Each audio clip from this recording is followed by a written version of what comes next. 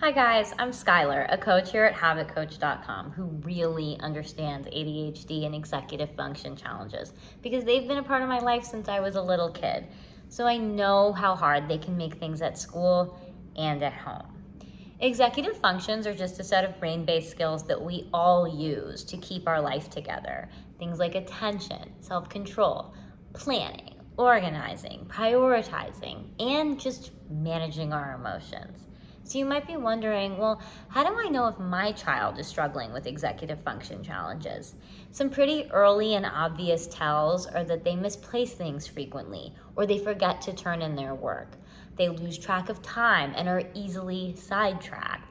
They probably procrastinate a lot and seem disorganized, and they totally lack follow through on things that they start.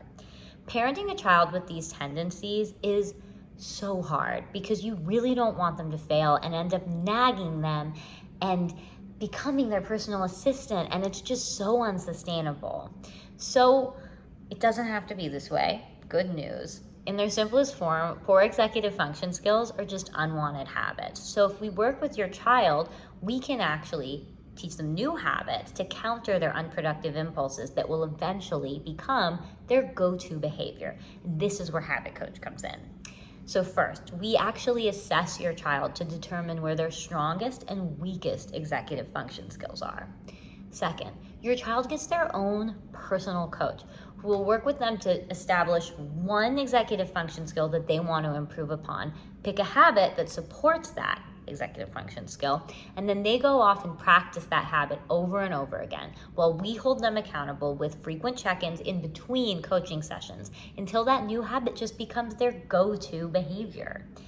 Third, building on that win, your child and their coach then pick another habit to work on. And as these successes stack up, you start to see tangible change in your child's behavior at home and at school.